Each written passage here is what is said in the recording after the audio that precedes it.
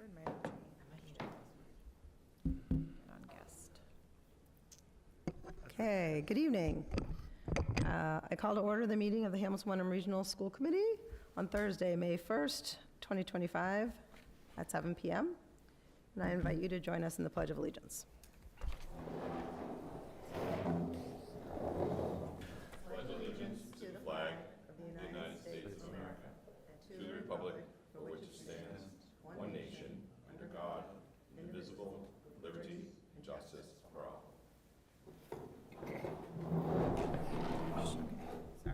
Okay, before we get started, I want to remind everyone that this meeting is being recorded and live streamed by HW Cam.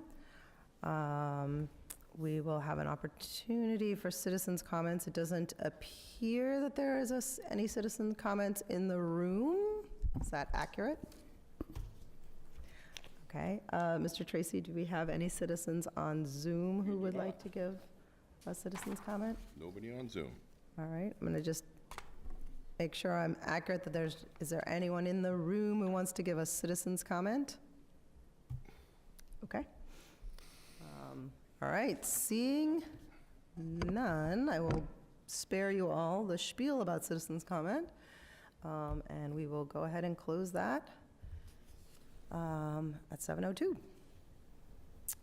Next up, we have a review of a portion of the school committee protocols. Jen, would you be willing to read that? As elected members of the Hamilton Wenham Regional School Committee, we, including the superintendent, accept the high honor and trust that has been placed in us to ensure that the students of the district receive the best education possible. To that end, we hereby commit to the following in conduct of our business. Members of the school committee will make no independent commitments or take any independent actions that relate to the school district. When school committee members attend meetings or other committees or boards, they will speak as individuals. They may only speak for this committee when designated to represent the committee. Thank you. Next up, we have a portion of our school committee mission statement. Trent, would you be willing to read that? The Hamilton Wenham Regional School District School Committee's mission is to ensure our schools create graduates with a passion for lifelong learning, together with the critical skills needed to maximize their potential. The Hamilton Wenham Regional School Committee will lead and inspire a district that attracts and retains high-quality educators by acknowledging and respecting their expertise and professionalism. Thank you. Next up, we have the consent agenda. Does anyone have any items that they would like to have held from the consent agenda? I have one. I'd like to hold the minutes from April 17th, 2025. Anybody else? David Polito? I move that the Hamilton Wenham Regional School Committee approve the consent agenda minus the April 17th minutes as presented in tonight's meeting agenda. Second. Second by Amy Kunberger. There is no discussion. There is no need for a roll call vote. All those in favor? And that is unanimous, and the motion passes. I held the minutes from April 17th because we do take it seriously to get our citizens' comments accurate, and one of the citizens' names is spelled incorrectly. So on the page 2, about halfway down, it's listed as Beth Hurd, but her name is Beth Herr, H-E-R-R. So my request would be to edit that.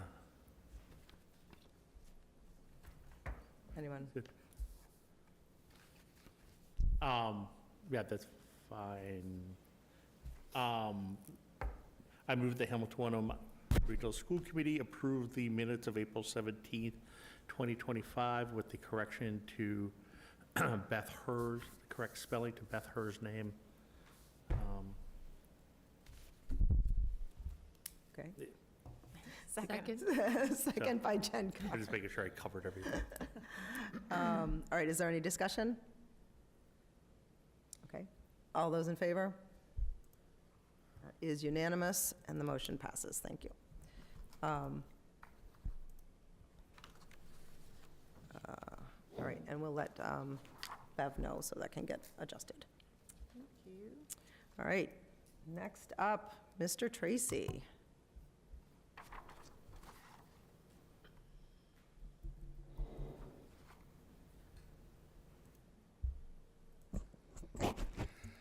This is always a fun way to start off a meeting for me. It's each year we are given the which is the Massachusetts Association of Superintendents of Schools Certificate of Excellence Award for a student in the senior class who best exemplifies academic excellence along with all the other things that our students do in school. So this candidate, this actually awardee tonight, consistently earns 98s, 99s, and 100. This year, she's taking 5 AP courses, the most of any senior. To earn essentially perfect grades in the college-level courses is indicative of not just her intelligence, but also her attention to detail. She puts her absolute best effort into everything she does and truly loves learning. She's the kind of student that stays after class to ask questions about a new concept, not because she needs the information for an assignment, but because she is genuinely fascinated. After high school, she looks forward to pursuing a double major in bioengineering and biochemistry at Northeastern University and plans to earn a PhD. She notes, "I want to participate in scientific research that not only questions boundaries, but also enables me to grow as a scientist. I am dedicated to pursuing scientific research that contributes to improving quality and access to healthcare for people across the world." She is as prepared as she could possibly be to thrive in this course of study. By graduation, she'll have taken every AP math and science course we offer at the high school. She loves the theater and has been an integral part of our tech team throughout high school. As the assistant stage manager, she's designed the set, costumes, and props for our school musical and our competition piece for Drama Fest, One Lane Bridge.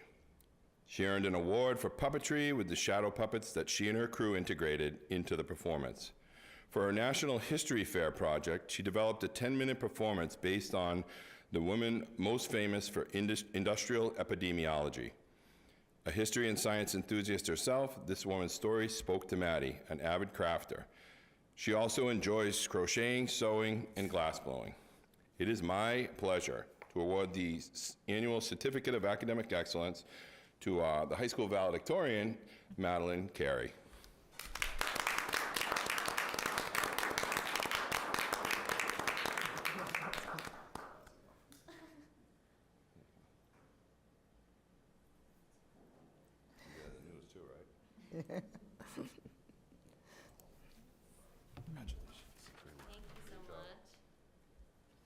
Congratulations. Thank you, and congratulations.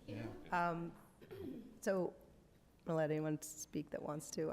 Maddie, I just want to say thank you for coming here to allow us to get to enjoy hearing about the success that you've had and the things that, and it's exciting to hear about where you're going next.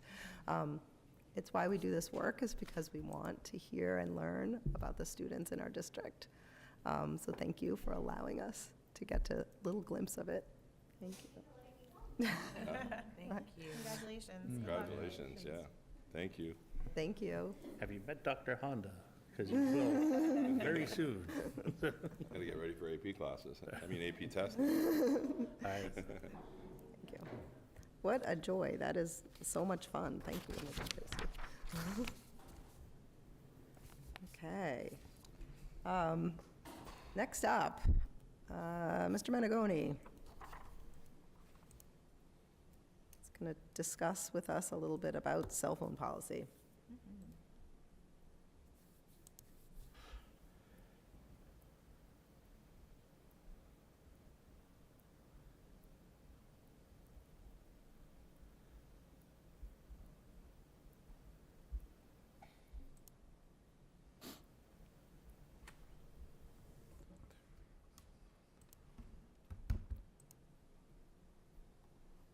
Good evening, everyone. We're very happy to be here tonight to talk about the change to our cell phone policy at the high school, which will be in effect next year. I'm very fortunate to be accompanied tonight by Kendall Arnold. Kendall is a sophomore at the high school, and she was one of the 4 student members on the task force that helped put together our new policy. So Kendall and I will be sharing the microphone a little bit tonight, and I'm sure you would much rather hear from Kendall anyways, so she gets to do a lot of the talking. So you're up, right? Thank you. So, the task at hand was to update our cell phone policy at the high school to promote reduced student anxiety and stress. And we brought together a task force of students, myself, parents, faculty, and administrators, like Mr. Monagoni, to recommend a policy for our school. Why we're doing this? We're doing this because the increasing dependency on phones and electronic devices in the school has significantly impacted student learning and mental health.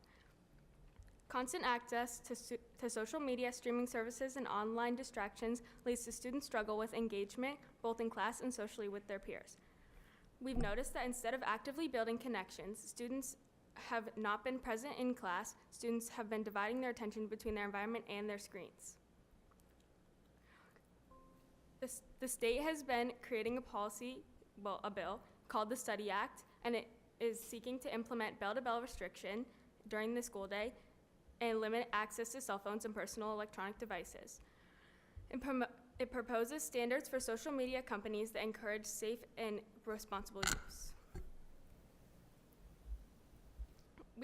We've researched a lot of different sources, and a lot of sources consistently say that students are more engaged, form stronger connections with their peers, and experience more improved mental health when phones are set aside during the school day.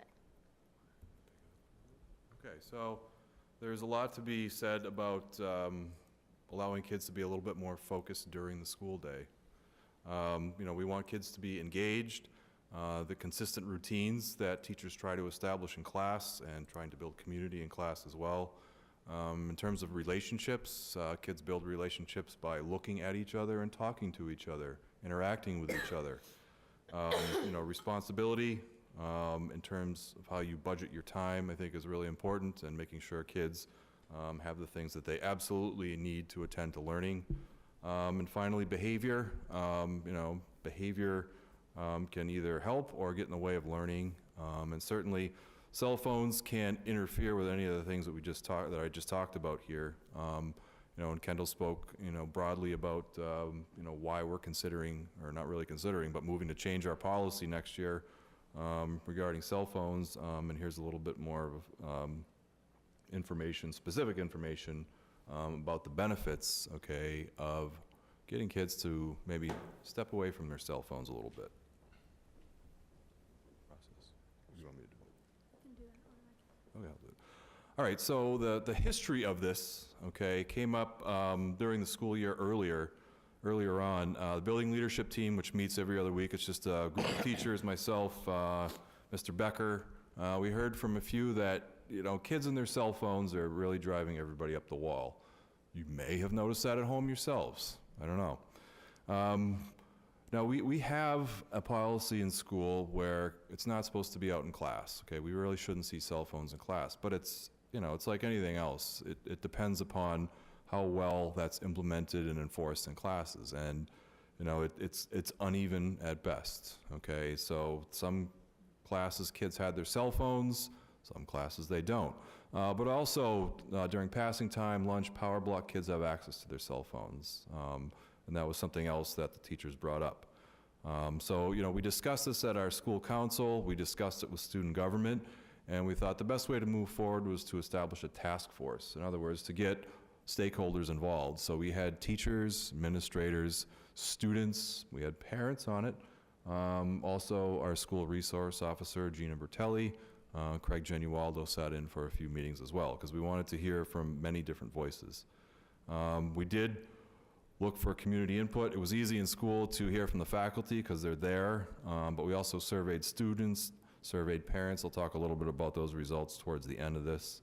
We looked at the book Anxious Generation to give us a little bit of research data what has been the impact of cell phones and cell phones in school in particular.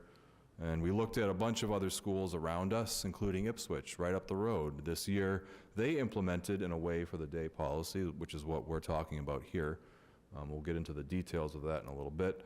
And then, after considering all the information in the bullet points above, hearing from stakeholders, listening to the research, what it said, and, just looking around at other schools, what they have done or are doing, we drafted a policy for the school council to consider.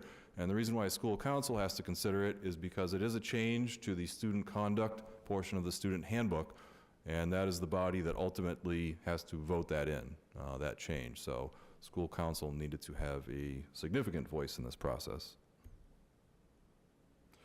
All right, the policy. All right, so what does this actually look like on a day-to-day basis? So kids will show up to school, they'll have their cell phones with them, and they'll go to homeroom.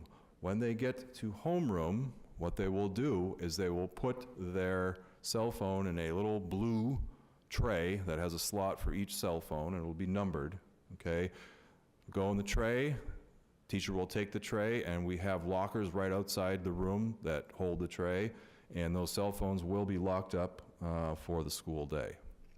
Kids will have time at the end of the school day, we give them a couple minutes at the end of the day to go pick their cell phones up from their homeroom. And we're really just following the model that Ipswich put into place.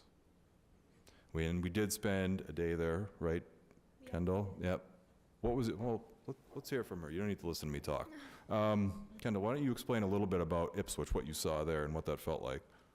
I noticed a lot of conversation and a lot of eye contact, which at Hamilton Wenham, not necessarily that people aren't doing that, but it's not as common. And I noticed with my peers especially that we're kind of in our phones, even myself included. We're kind of staring down at our phones, kind of texting instead of having conversation. And I noticed at Ipswich, it's a lot more face-to-face conversation, in-depth conversation. It's not just short glances at each other, and it's kind of like saying hi to your friend and then having a conversation rather than just going back into your phone after you say hi to them in the hallway. And another thing that I noticed is more engagement in class. Even at Hamilton Wenham, we're not necessarily on our phones in class, but I noticed that at Ipswich, a lot of people have like higher attention spans, and they're more paying attention to what the teacher's saying, and they're kind of more engaged and they're ready to learn rather than ready to look down at a device right after the teacher's done talking. Okay, so well put. Thank you. So anyways, back to the policy here. After the cell phones have been put in the lockers, like I said, kids go to class, pick it up at the end of the day. The biggest change, I think, is going to be during passing time, because they're just not going to have their phones with them, and also during lunchtime. They're not going to have their phones. Like Kendall said, when we went to lunch at Ipswich High School, and it was really loud. At the presentation the other night that Mr. Tracy was at, and he gave, his perspective on things, one of the other panelists there talked about how loud schools get again when all of a sudden they have to talk to each other. And so I'm looking forward to that, hearing that volume of voices again. Now, kids can, the word is probably not worded correctly, opt out, like you don't get to opt out and decide to bring your phone to school. Kids can say, I'm not going to bring my phone to school at all, therefore I won't put it in a locker. We could talk about some of the implementation challenges of this, but we feel it's just something we should offer to families who would rather us not hold the phone for the day. Then okay, fine, just keep it at home. Or some kids could keep it in their car too. I mean, that's a possibility. We're not going to go rifling through cars. Now, kids are still going to be able to use iPads, laptops, and Chromebooks. That's the distinction between us and Ipswich, okay? Because we have given kids iPads in the middle school, and a lot of them, and when they're younger in the high school anyways, they still use them. But eventually they migrate to laptops. Some have Chromebooks. But we have a lot of personal devices in the high school. Ipswich is a Chromebook school, and they're only allowed to have the Chromebook itself, and that gives them a lot more control. We've been a sort of bring your own thing for years now, and upsetting that culture and that routine just isn't worth it. There's some challenges associated with it, but I don't think it's worth, pushing hard to say, okay, everybody has to have this device. Plus, we didn't really budget for that either, so that could be a problem. We know. Yes. And the last bullet point there talks about a senior privilege, okay? And this is something that Ipswich did that I thought was pretty smart, because the group that will feel most aggrieved will be the seniors. The freshmen coming in have absolutely no clue what to expect anyways, but the seniors on their way out are gonna be like, are you kidding me, my last year of high school? Well, what Ipswich does is after the first quarter, okay, if a senior hasn't screwed up or violated the cell phone policy by bringing perhaps a burner phone into school, handing that in, because that does happen. Mr. Mitchell, the principal up there, said that's something that he had to deal with a lot in the beginning. But if, kids kind of keep things together, the seniors, they're allowed to keep their cell phones on them during the day, but we can't see it out. In other words, it's got to be in their bag, hidden someplace else, I don't know, but we can't see it. Now, you might say, well, how is that a privilege? If they can't use it, it sounds like more of a temptation. If you remember, we said at the end of the day, kids have to go back to their homeroom for 2 or 3 minutes, okay? That 2 or 3 minutes, once the senior privilege kicks in at the start of second quarter, is gonna be like gold, because they get to flee the building while everybody else has to hang out and get their cell phone. And I think it's a fair thing to do. The kids have been there longer than everybody else, and not for nothing. Next year, nobody's gonna be taking their cell phones from them. So I believe it's an appropriate measure to take with our oldest learners at the high school. That's the policy. Now, with the policy comes enforcement realities, okay? What do we do if somebody keeps bringing a cell phone in? Well, the first infraction, let's say we see a kid walking around with their cell phone, or it's out in class, or whatever it might be. We would politely say, please hand me your cell phone, and the kids will politely hand it over. I know they will, okay? And that phone will stay in the main office till the end of the day. They gotta go pick it up. We let their parent know. The second time it happens, the phone will go to the main office, parent will be notified, and then we add the convenient step of the parent having come pick it up. They'll love that. And then the student has volunteered to stay after school, basically, by doing this for a day. Probably not a good investment on their part. And then, you get to repeated offenses after that. We're kind of looking at having to up the game a little bit. Perhaps doing an in-school suspension, which is the last thing we want to do, but if somebody's not listening. But you could also look at losing extracurricular privileges, some of the events, things like that. That's usually not a step we have to take with kids, but, we need to have that in place. And the key to this at the beginning of the year, it's really going to be on me and Mr. Becker, right, Kendall? Okay, is enforcing this correctly and fairly and promptly to make sure that everybody gets the message that, we're serious about this. It's also going to be really important that we explain to kids why we do this, and we'll talk a little bit about, how we're going to roll this out later on. But, that this is really kind of the policy is, kids put their phones away during homeroom, pick them up at the end of the day.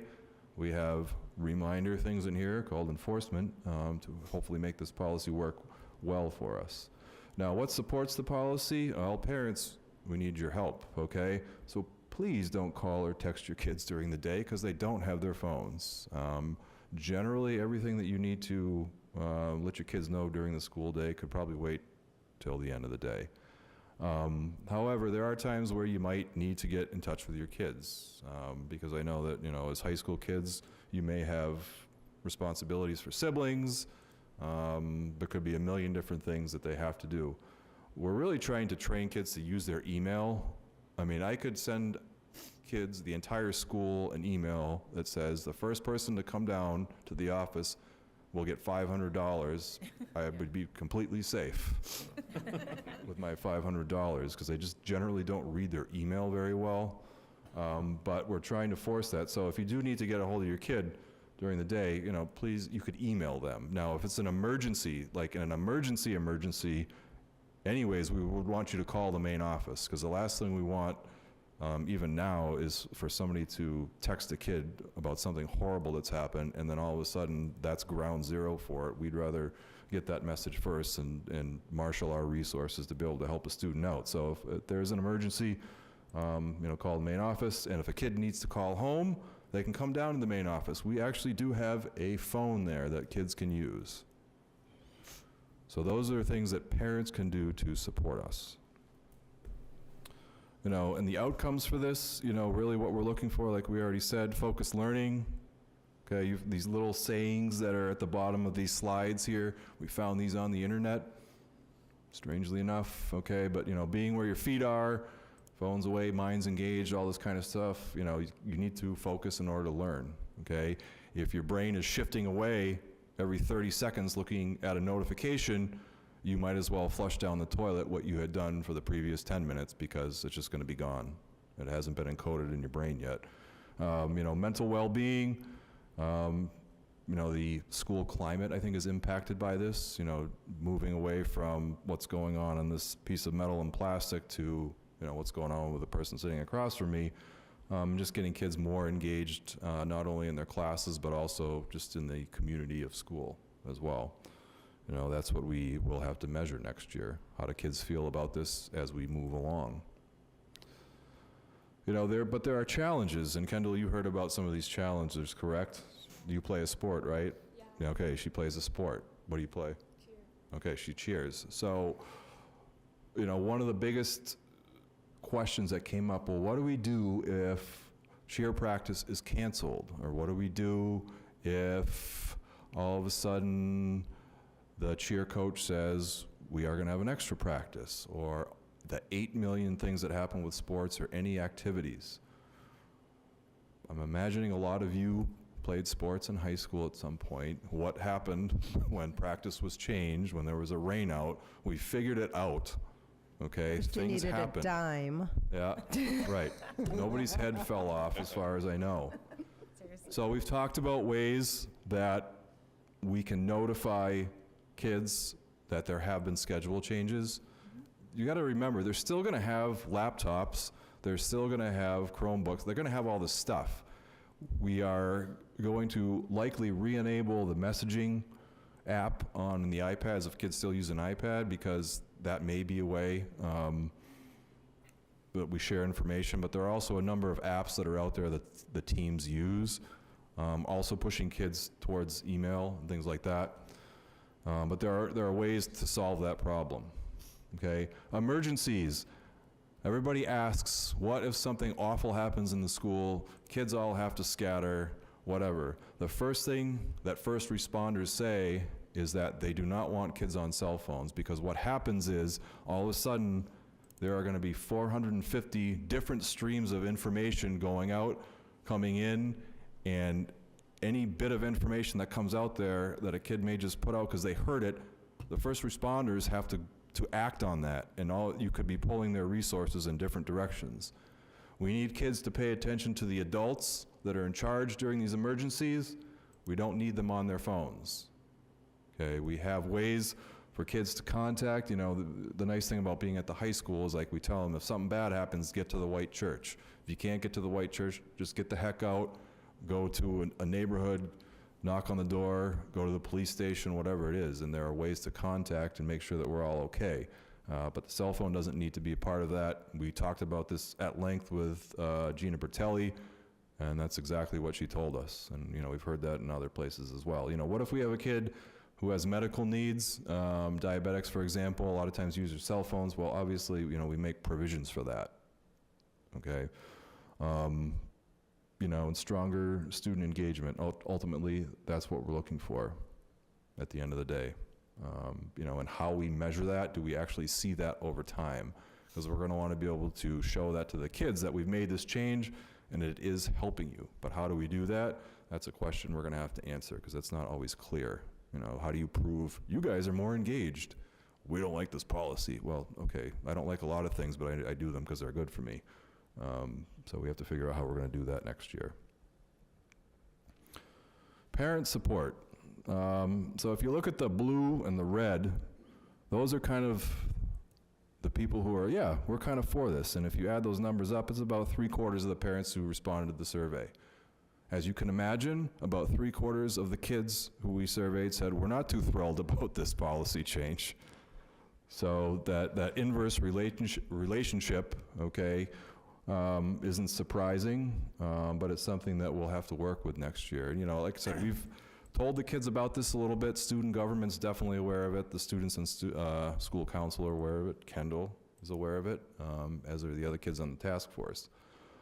But we'll have to do more PR, you know, as the school year goes on. So our next steps for this, school council approval, in terms of, you know, how this is going to fit in the student handbook. You know, we've already gone over this 3 or 4 times with school council, different readings of it, you know, adding and subtracting some things. Presenting to students and parents at the end of this year. So right now I'm in the mode of saying everything is going to happen after graduation. Okay, so after May 31st is when we'll start this work with students and parents, informing them, okay, here's how it's going to work.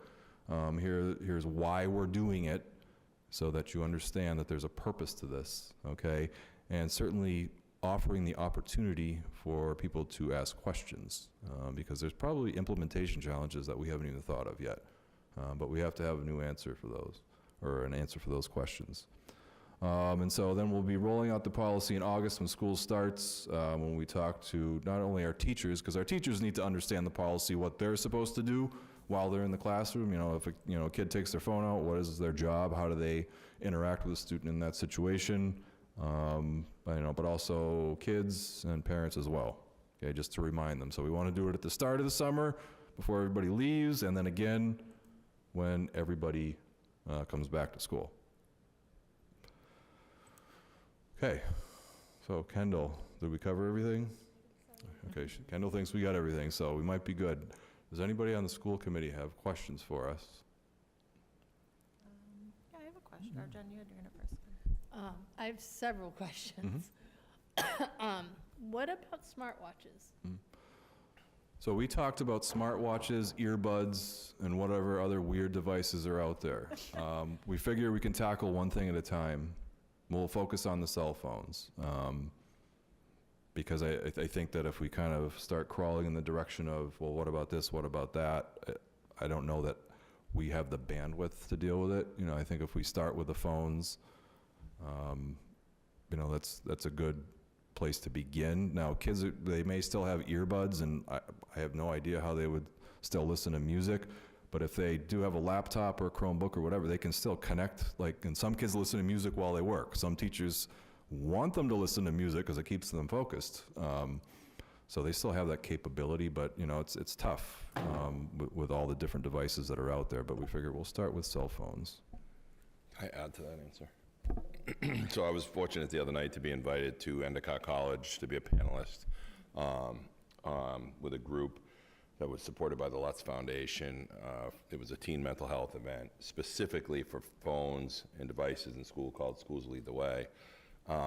There, and as a member of the Superintendent's Association Legislative Committee, I've been working with the Attorney General's office, who is really got a bill moving pretty well through the State House right now that is a bell-to-bell ban for the entire state, which is all personal devices. It's not even specific cell phones, so there is something in gear, and that's part of what we were talking about at Endicott the other night. You know, we had, I don't know, 60 or 70 people in the crowd that were just trying to learn about it and how to figure out all the different devices, and watches came up, and earbuds, and all the, you know, like Brian said, there's more devices out there than you can imagine. But this new bill that's currently in the State House Education Committee is specific to bell-to-bell, phone-free and personal device-free zones, and it covers all personal devices in schools. So that'll be a whole different thing for people to wrestle with.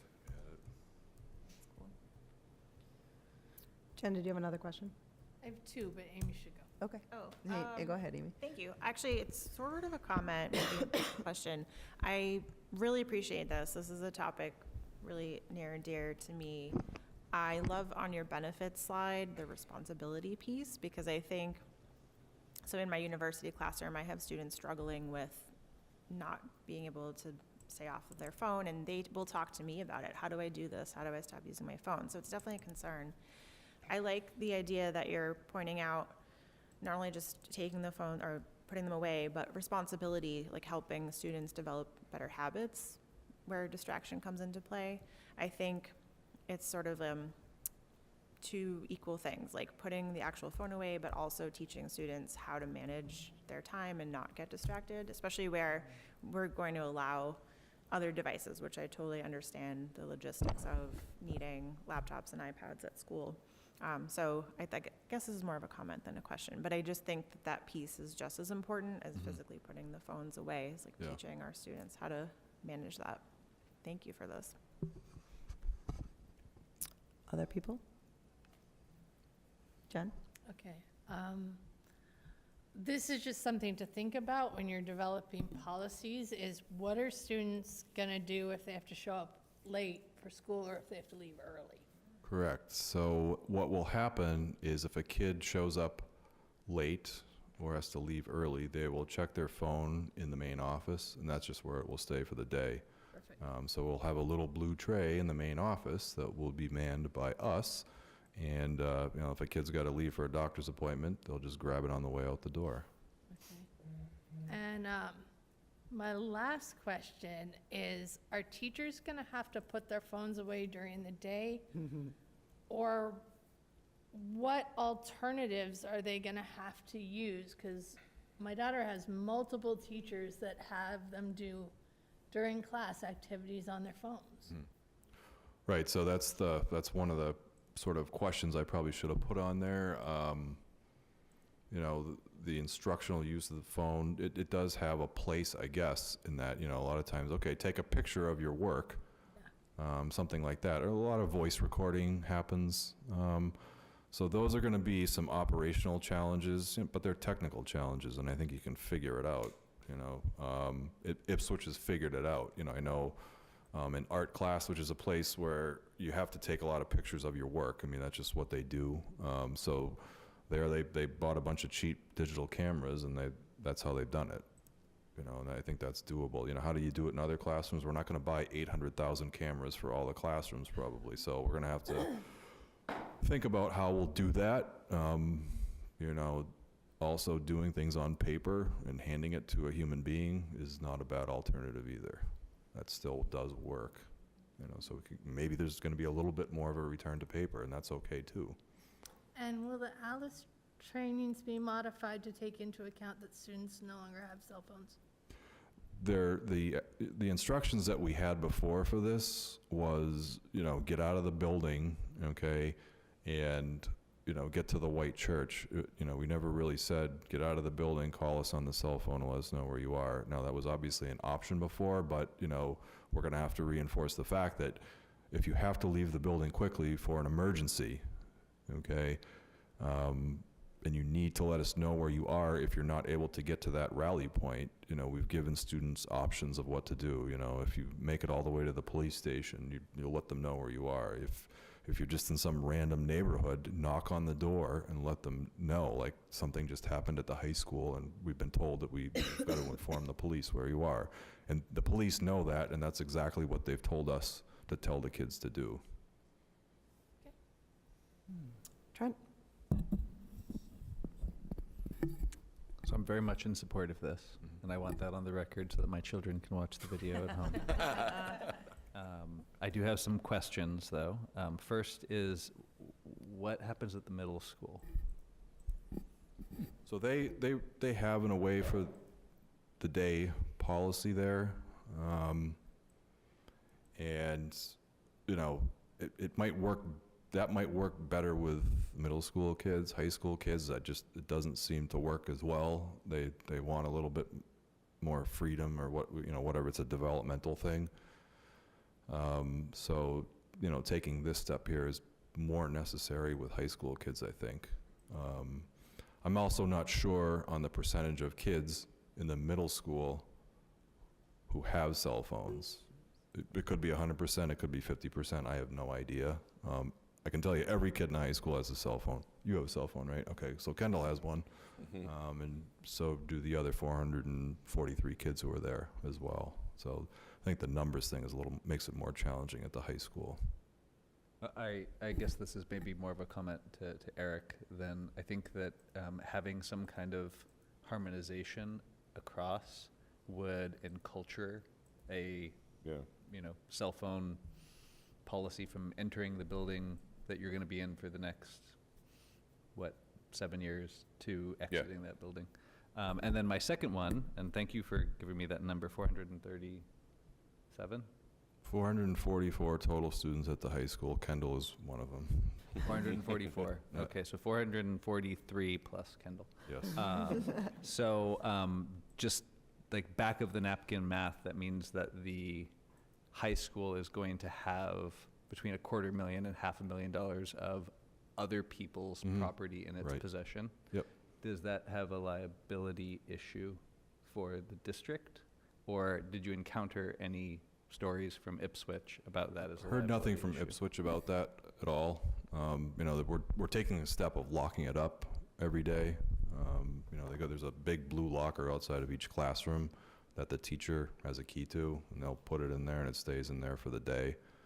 I understand that we're taking it.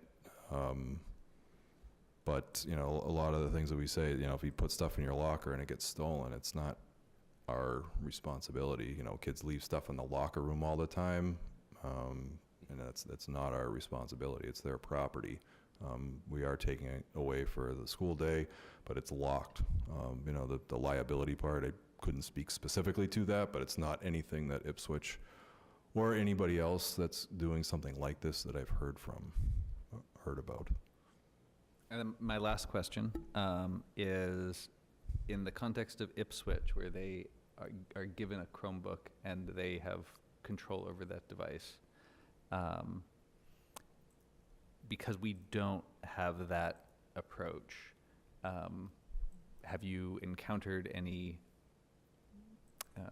stories or data or information about students just changing their mechanism of communication during the day to an online messaging app in response to the messaging on their phone being Yeah. not available? Kendall, why don't you speak to that? What do you plan to do next year?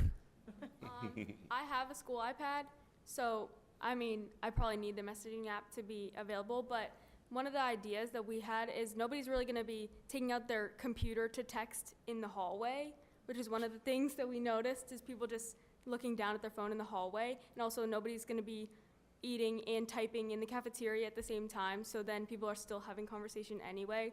And also, it's a lot easier for a teacher to notice a computer on the desk and somebody typing away than it is for someone to notice a phone down underneath the desk. So I think it kind of works both ways. Nobody's really gonna be on their phone, but also nobody's gonna take out their bigger device to be texting, even if they have the opportunity. I think that's a good point. I'm going to trust you. Yeah. Yeah, the size of the device, I think, it makes a difference. It's really hard to hide texting on your laptop or whatever it is. Kids are absolute geniuses at texting on their lap, under their desk. They can send an accurate text message without even looking at the phone. It's actually pretty amazing. So we'll be cutting that out next year. Now, this still requires that, as adults, we move around the classroom, that we design our experiences so that way we are engaged with the kids and with the kids during the lesson. It still happens now, even with laptops. I'll walk into the back of a classroom, and start watching Celtics highlights with a kid on their laptop. So the stuff still happens. They're still human beings. They're adolescents. It's not going to be perfect, certainly. But taking cell phones away, or separating kids from their cell phones, I just think is going to make the time that they have at the high school during the school day more meaningful. Once we get over the initial shock of that, and it does take probably about, 3 weeks to a month or so is kind of what we heard, and then after that, it's just oh, this is how we do business. So we have to deal with that initial shock to the system. One more question. How are you going to measure student engagement? That's one of the questions that I don't have an answer to at this point. How do you measure? How do you do it anyways?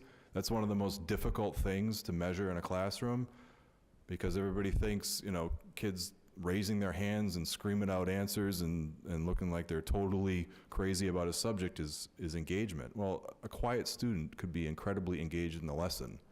They're just an internal processor, okay? So how we measure engagement, in school, there's a lot of dimensions to it. There's the academic engagement, but there's also the social part. Maybe I could put some kind of noise meter in the cafeteria tomorrow and then do it again next year, once they don't have their cell phones anymore. Is it a little bit louder, perhaps? I think there's a cell phone app that measures engagement. Probably actually. is. All right, I wanted to, I did have it's just a thought about, you were sort of saying what obstacles. One of the things I was thinking about is when you were talking about parents respond, or what parents need to do to help. One, I was thinking about my own experience when cell phones didn't exist when I was in high school, but, when the kids are gonna go down to the office to make an emergency call, they need to know what phone numbers they're calling. Right. So parents are gonna need to tell them, and they're gonna, I don't know, I don't wanna put you on the spot, Kendall, but how many phone numbers do you have memorized, right? Right. Yeah.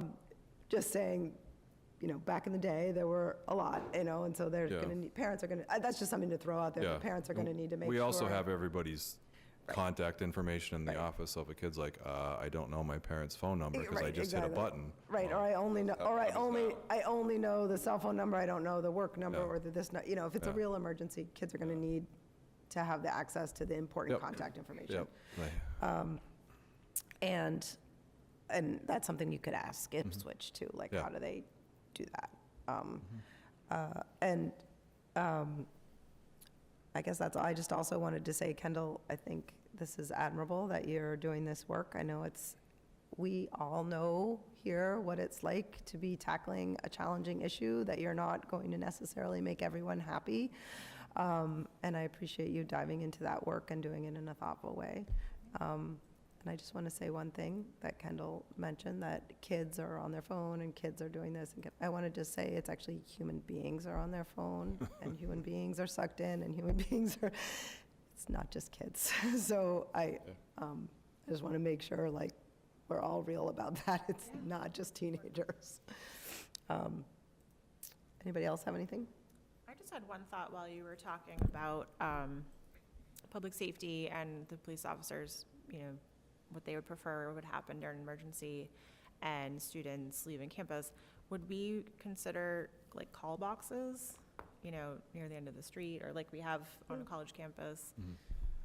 Something like that might help, because I've had this conversation with parents, and as a parent, I understand kind of the push to be like, I want to get in touch with my kid if something's happening. Like, I understand that. So I wonder if that would kind of help those folks feel a little better, knowing that kids have a way to call the police Yeah. in an emergency. That sounds like a Mr. Tracy question. Yeah, sorry, Eric, that's an Eric question. We could get the school committee to put that in the budget. No, Yeah, I mean, I those are realistic things I think campuses wrestle with once you start Right. down that road of saying, okay, no technology, and now all of a sudden everybody's got to leave the building. So those are good ideas. I mean, I think as we go through this process, other ideas will come up, and that's what we talked about Tuesday night at Endicott. That was just different. We're very different school district than, say, Boston or Worcester, size-wise, but also like capacity-wise. It's small, and we can move much more quickly than some of the bigger schools in the state. So I think some of the advantages are that we can get our kids from the high school to the White Church really quickly.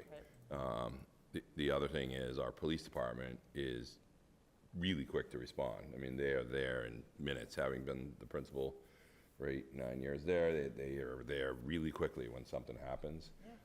So that helps too. But that's that's something to think about. Like, maybe there are strategically placed call boxes, at 4 points of the campus or something. So in case kids do get stuck, because we just tell them to run, not, we don't generally direct them where to run, but just run.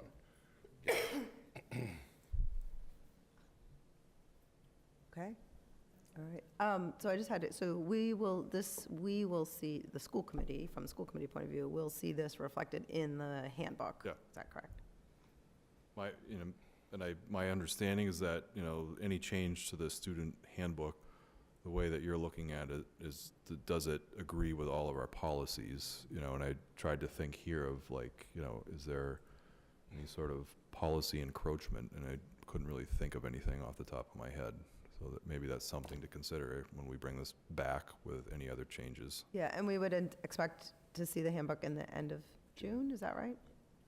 After graduation. After- I said end of June, End of June. end of June, Second meeting in June. Anything after graduation. yeah. All right. I think when Brian and I talked about this presentation was so that if you had questions or concerns or even suggestions, send them to Brian so that he can incorporate it, because they're still doing the work, if you will, with some of the committees and task force, digging into the work, so that when they get to the handbook piece, the school council approves it, it comes here, we go through that process, and then he's ready to go for the beginning of the school year. And again, I think we'll have to dig into it again halfway through next year and say, okay, Kendall, how's it working? You know, and try to find out from the student perspective where things are working well or not, or talking to parents and bringing them in. So I think that's the commendable piece of this. Parents have been involved, kids have been involved, faculty's been involved, kids and faculty have talked together. So that's a big piece of making this more successful, because everybody's kind of having that same conversation. We're not just creating a policy and saying, here you go, kiddos. You know, because I can tell you as a former principal, as Brian said, when anything new comes in, the seniors are angry at you and the freshmen don't know any better, so it takes usually a full cycle of students to get that balanced out. It's good work. All right, thank you, this was, and thank you for doing this now so that we get to really fully digest it ahead of seeing it in the handbook. That's helpful. All right, Okay, well, thank you. thank you. Thank you. Thank you, So Kendall. much. Yeah, That's thanks. great. All right. Righty. Next up, Eric is going to talk about the North Shore Education This is the budget. Annual, let me just make sure I can get back on. There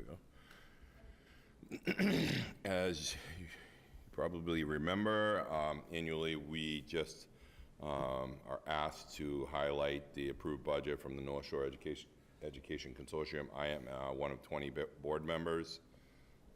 We are also members of the consortium because they have very specific and specialized programs for students with disabilities that we cannot host in our own facilities. This is an outline of a little bit about their programs. They have a number of programs, but also their budgets and some of their summaries from previous budgets. It gives a little bit of an idea of who's involved in the board, how the mission and vision have adjusted. It actually stayed very similar this year than previous years. Talks about member and non-member districts. We are a member district, which gives us a discount on rates. I think we have 11 kids in there right now, and so it varies throughout the year. Some years we might have 15. Some years we might have 5 kids involved in one or more of the programs.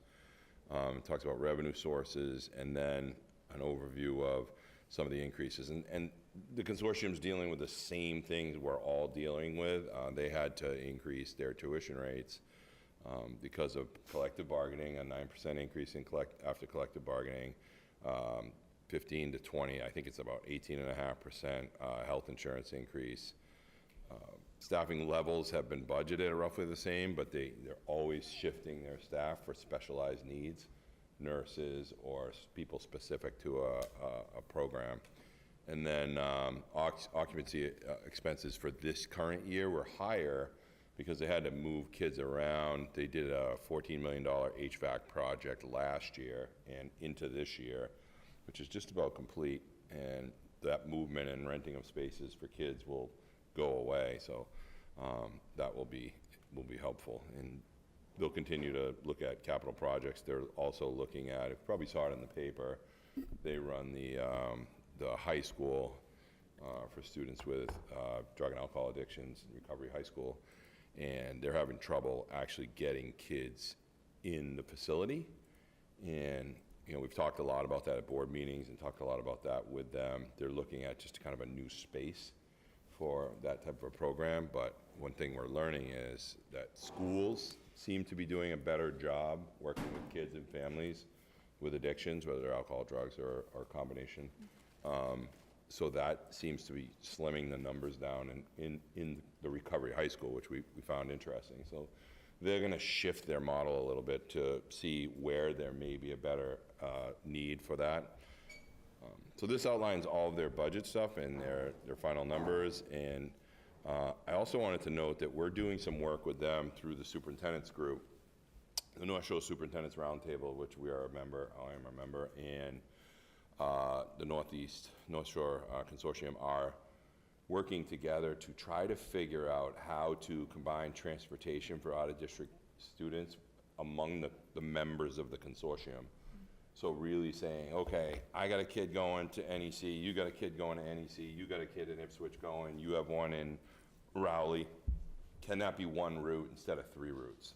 So we're looking at building these more efficient routes, and currently they're targeting anywhere from 10 to 24% savings on out-of-district transportation costs for many of the member schools. So that's not final. We're still, it has to go out to bid and contracting, but it looks like it could result in a savings because we are bringing kids. I mean, the number of these programs are limited in our area, so all of the districts are bringing kids to similar programs every day. So this is a good opportunity. We've had 3 different meetings with all of the superintendents in the North Shore and all of the special ed directors, brainstorming different ways to not only tackle the transportation issue, but also to tackle the budgetary shortfalls of circuit breaker, and how do we say, all right, I have 2 kids that need a specific program, you have 2, and you have 2, can I host them at my building and you pay me a percentage to, so we're looking at different ways to lower some of those out-of-district costs by sharing space, or we've even talked about franchise models, bringing in somebody like the North Shore Consortium, Education Consortium, to do like franchise work, where they have a program, they're already good at it, they know what to do. If I have a room open or a space open that makes sense, they would come in and run that program, and we would bring in kids to fill that program.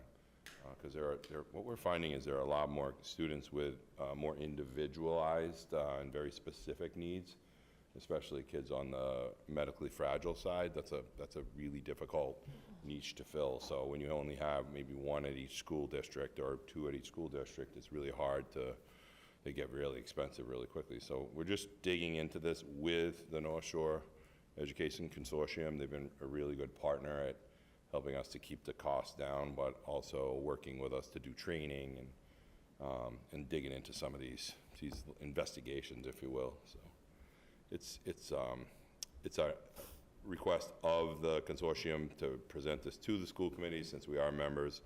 The information's great, and they're always very willing to do tours and things too if people are interested in looking at their programs. There are some fantastic programs for kids, specifically right in Beverly. I mean, right next door. So that's helpful for us, being right next door. Okay, thank you. Questions for Eric?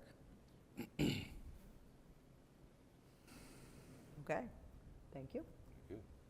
Thank All right, next up, I'm hoping you all pull up your calendars. And we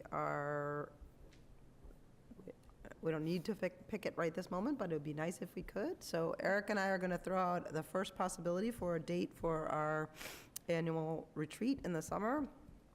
So we're throwing out August 16th, just on the off chance that everybody says yes.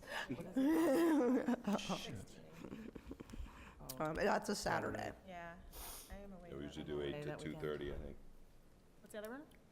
We usually No, do- he's saying that. We usually do 8 to 2:30 on a Saturday. Yeah. So I heard one no already.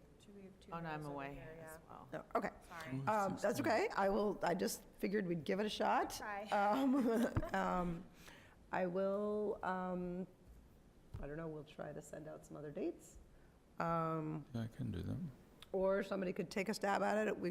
We've tried a couple, Yeah. and sometimes it might work. Third? So I think, well, let's just give a little bit of parameters. Eric, You're done meeting with the leadership team when? So we meet with the leadership team on the 5th Okay. of August, and we'll have any anticipated pre-work done for the committee to manage. So you from would that want to point. be after the 5th? Yep. And then I don't think we actually have our first meeting on the calendar yet, but, we'd be looking at like the couple weeks after the 5th would be ideal. So Does it have to be Saturday? it does not have to be a Saturday, I don't think, but we've done that in the past because people are, yeah, Working. they're working. This would count as work for you. Yeah. 23rd of August, does that work for anybody? I'm out of town that You're out of weekend. August is tough. It is tough. My July I do want to address that question about, are there days that are not a Saturday that people, Yeah, I can Are make free? it happen. August 22nd. I'm looking at you. Are you away? Yeah, I'm gone the 21st and the 25th. Yeah, yeah. I'm flexible Yeah, I on mean, Saturdays and Many of you have non-Saturdays. flexibility in the summer is my, Yes. Flexible for me, too. so does anybody have, but it sounds like people are away those weeks. On Different people are weekends, away, including myself. I'm away the week of the, Are you away the 15th? 15th of August? Yeah. Yeah, we leave on that day. how about, I'm going to try one more and then we'll send Say out. the 5th? 15th, Oh, that's what you said, right? What? it's like you can't be gone I'm for 2 away the weeks. week before. What does Monday, the 18th look like? Oh, I'm away That's the same still. weekend. We have It's a new long teacher- weekend. New teacher orientation. This is a the 18th. very long weekend you're going on. It is. We have new teacher orientation, 18th and 19th. All right, so, What All about the 20th? It doesn't overlap with new teacher It's a orientation. Wednesday. I could do that. let's get, yeah, so I'm I'm, still away. I'm, I haven't gone away for like 7 months, so most of August I'm away. okay. I just, so like, So- I'm probably the worst. All right, and then, so the week before, that 10th through the I could do the 16th, people 21st. are away, like that week, the Okay, 10th? you're away the 21st. You're away the 21st. Oh. Dave is away the 21st. I don't know what time I'm gone. Why don't we could book the 21st? I'm not sure when I'm flying out. Because I haven't, I don't know if I've I'm coming back the reserved my 20th or room, not. but I haven't got my That's only flights problem. to Chicago All right, yet. so I'm hearing people getting later, but I just want to make sure the week of that 10th through the 16th You is know what, off the table, yes? I think I can come back the 20th. I mean, I think I have it Okay. booked, but I could probably come back the 19th. Of Eric, what do August. It's just You me saying? going away by myself to something, so. If you want to do the 20th, is that what you're thinking? That works for me, I mean, Yeah, I could leave a day early and come back a day. Do you want to do why, yeah, that's a Fine, it's lot, totally fine. though. Yeah, that's fine. Other people, 20th? do I would just that? need an hour window because I have to do some work with the State House on that day at 10 a.m. It's clear. 20th? Yeah. 20th? Did we do it? Yeah, let's do it. Oh my gosh, okay, Oh my gosh. It'll be right. impossible to find something. okay, I'm putting it in.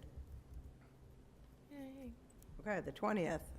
That's a Wednesday, right? That is a Wednesday, and we'll, if you can, pencil it in for like all day, but as Eric said, we typically do like 8 to 2, 9 to 3, something like that. Great, thank you all. I appreciate you all doing that work. All right, Flights yet.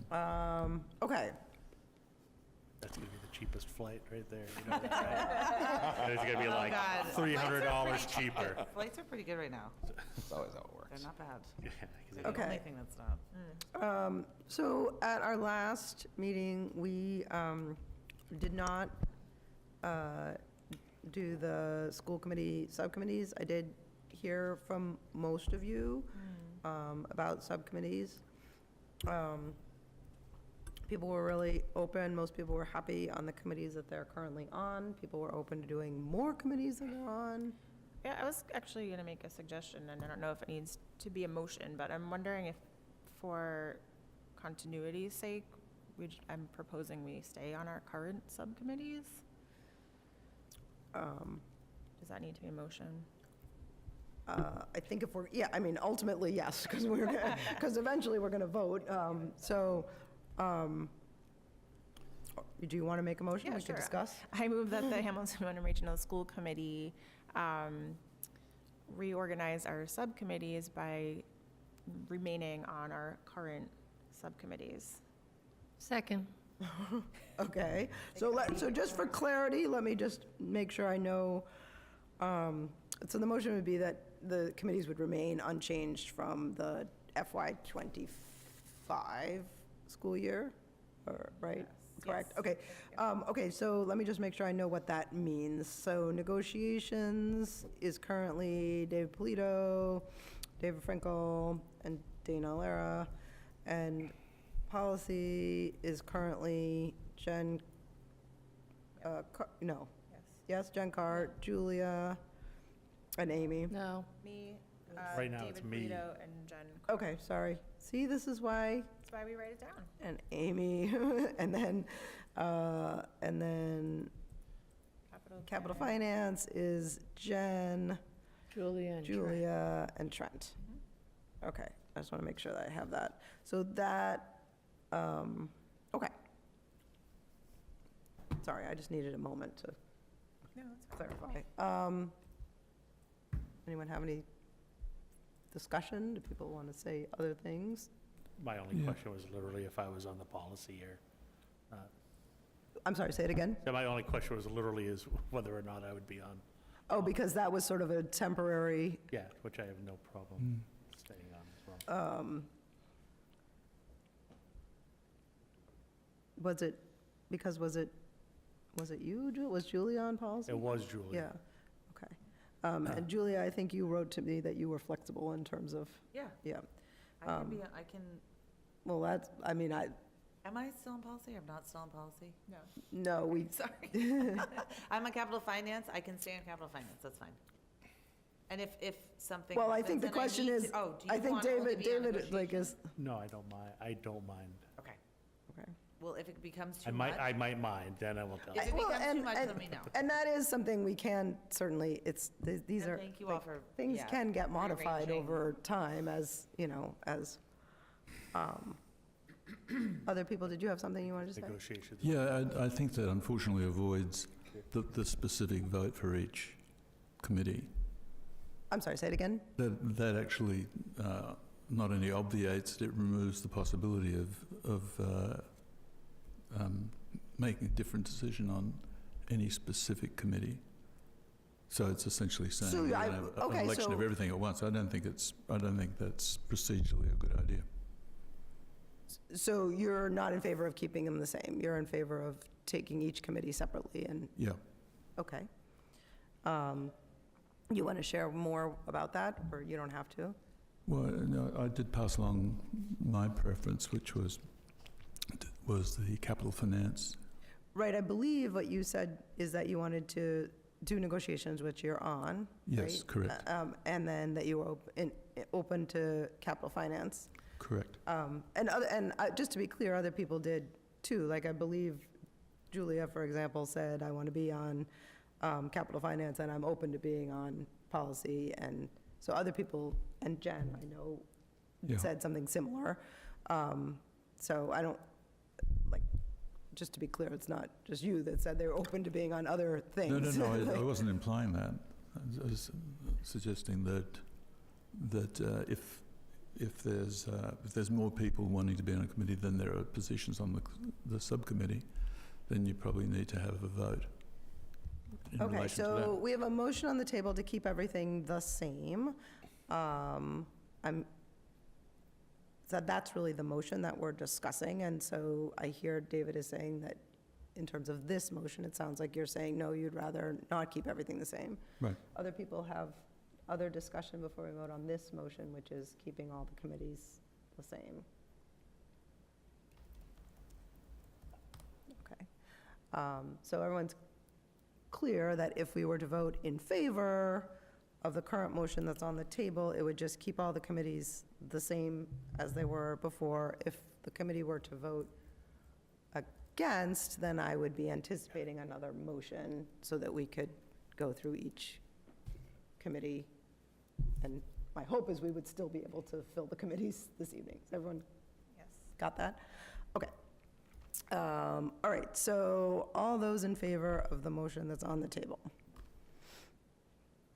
That is 5 in favor. All those opposed? One opposed.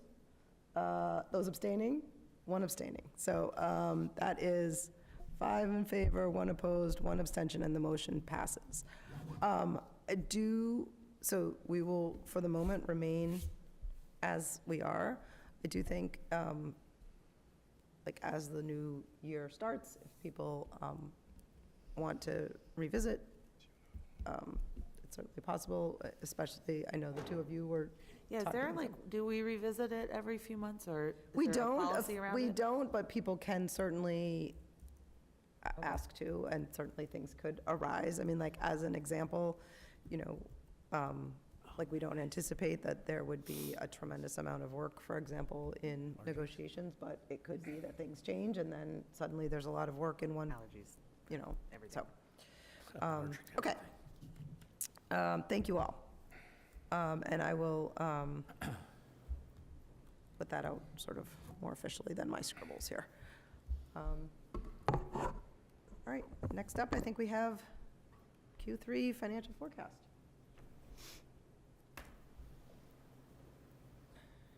Right on time.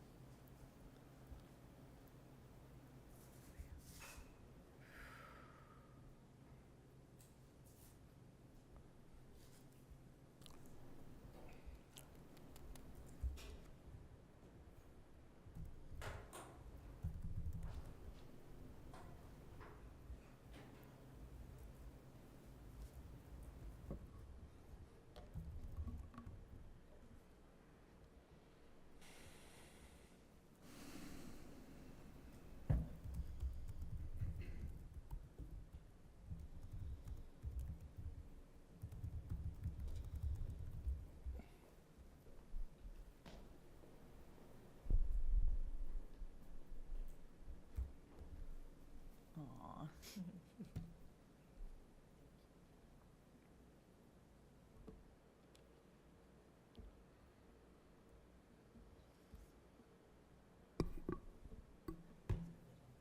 Little teeth.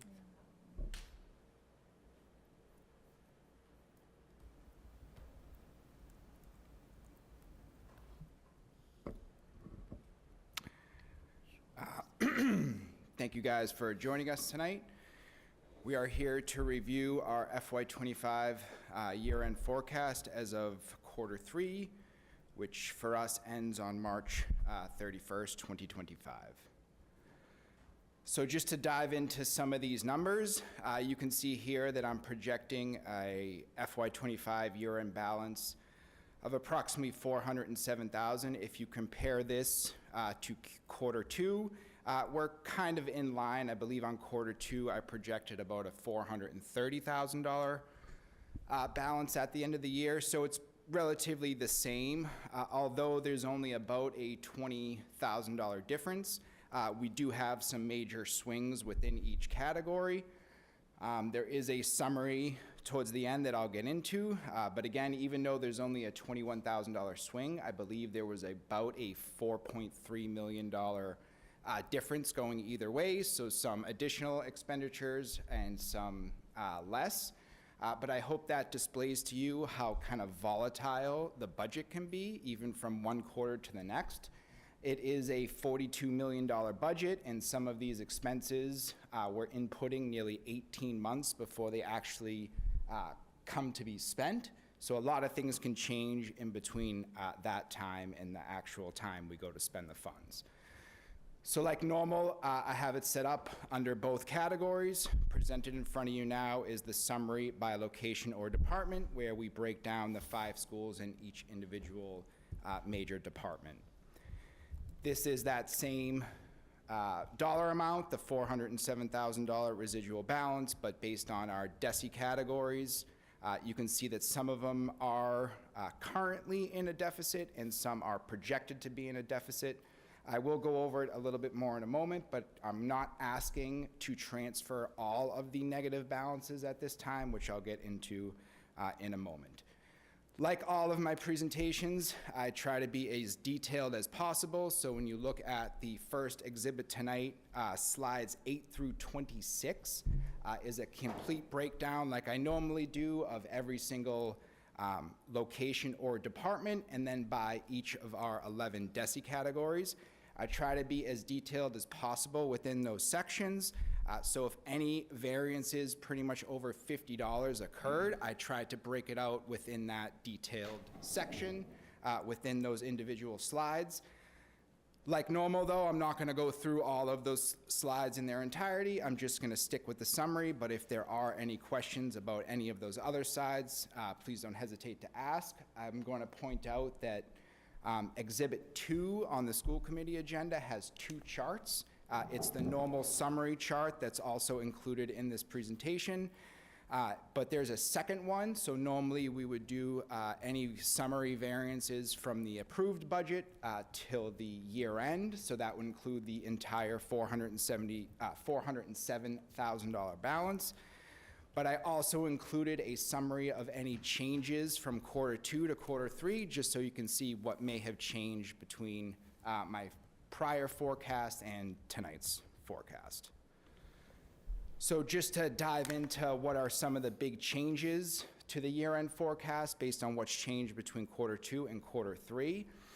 The very first thing here is really the kind of meat of the presentation, the biggest change and the biggest request that I'm asking for. So just to get it out of the way, it really revolves around the first 2, our capital items and our out-of-district tuition costs. So all of you know that the high school and middle school boilers failed us this winter. I believe that happened around Christmas time in December. We have 3 units there. At the time, all 3 failed. We spent about the next month, so pretty much all of January, trying to almost Frankenstein the boilers. So we were taking some parts that work from one and bringing them to the other. But after doing this probably 5 or 6 times, we decided that things are still failing. The same devices are breaking even after we replace them a few days later. So by the end of January, Curtis, Eric, and I met, and we kind of decided that enough was enough. We really have to replace these. Let's stop trying to sink money to keep them going. So we engaged with a architecture/engineer to help us design the scope and the specifications that we would need in order to go out to bid for it. That happened in the January timeframe. They gave us a date back. They said it would take them about 3 to 5 weeks to get us the documents back. We received the documents back, but they were lacking certain details that we needed in order to go out to bid for each of the individual DCAM subcategories. So we went back to them and had them update some of their numbers. We have not, some of their information. We have not received the final draft back yet. Once we do, that then has to go to our attorneys for review, where they will kind of sign off on the whole bid package before we can go out to bid for it. But our concern right now is we don't have those documents back. It's May. We anticipate that in the next week or 2, we might get them back, and then it has to go to our attorneys. They're probably going to take 3 to 4 weeks. And when you fast forward, sometime between 2 and 6 weeks from now, we're already midway through June.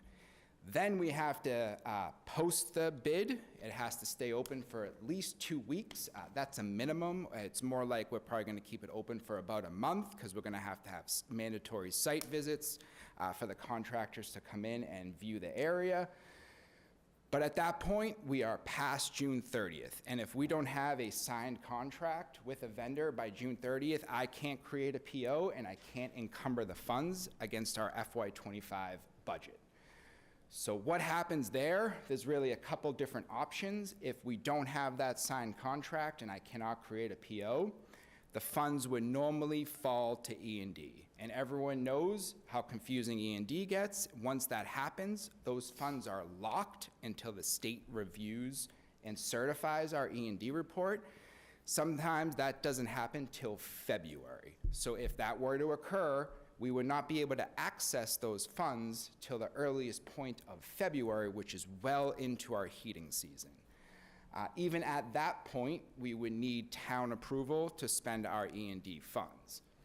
Another option, those funds fall to E&D, and like we have done in the past, we would incorporate that money and those funds into our 27 budget and plan to do the project in 27. But that means for all of FY '26, we are not going to have working boilers up there, and we are going to have to rent temporary boilers for all of the next heating season. This is obviously something we don't want to do. So our request tonight is to actually take those funds that we originally set aside for the boiler project, transfer that money to our out-of-district tuitions account, and use those funds to prepay our FY '26 out-of-district tuitions. And then when FY '26 opens, I would ask for a transfer from our tuitions back to our capital, just like we did at the beginning of this year in order to fund this project.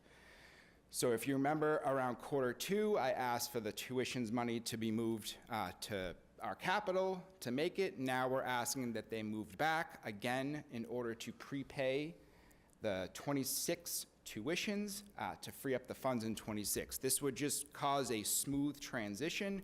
We wouldn't have to pause any work. We could continue to work on the project and hopefully have it complete before or into the beginning of the heating season next year. Again, otherwise we're waiting till either March or even July of next year, which again is something we definitely would rather avoid. Did I want to say anything else about that? I think I got it all. I know that's a lot to consume about it, so I can stop and take questions or kind of move on, and then everyone can ask their questions at the end. But I know Anybody have any that's a questions? little flip-flop with the funds, so figured I'd ask while it was fresh in your mind. But if you're good, As good as it's Okay. gonna get. Yeah. you good? Okay. What is this gonna get? Yeah. So that's basically our capital and our out-of-district tuitions. Just moving on, every quarter, we kind of release certain accounts. So if you look back in Q2, we released any health insurance savings. As you move on into the year, we release other funds. The reason I do this is because I always try to be as conservative as I can when building the budget and when forecasting, so I can ensure that we always end up in the black.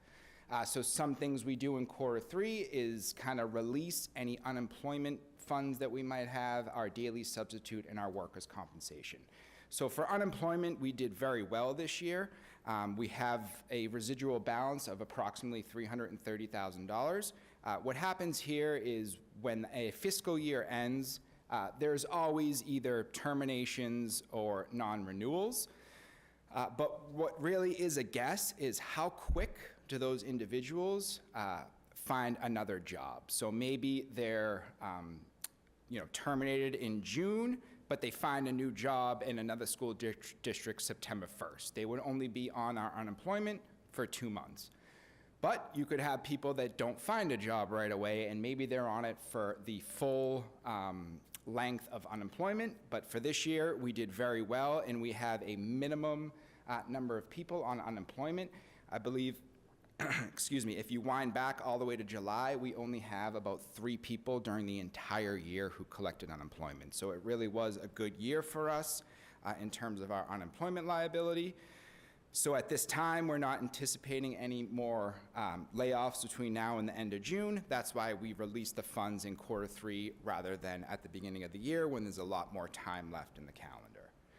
Kind of the same thing with our daily substitutes. The bulk of our substitutes and our absences occur in Q2 and Q3 because that's when the bulk of the school year happens. So what I did here is we have all of the data through March 31st, and I projected that out till the last day of school on, I believe, June 18th. I'm anticipating that we're going to have a balance of about $45,000, so those funds were released into the Q3 forecast. And then last but not least is our workers' compensation. How this works is we receive a bill for our workers' compensation liability around the September timeframe. We pay that invoice, but in December, our workers' compensation liability comes to the district and performs a workers' compensation audit. Usually, after the audit, there is an adjustment to our premium, and we get a second charge in February. Now that that charge has been realized and we know what that final amount is, I can release the remainder of our workers' compensation budget, which is approximately $34,000.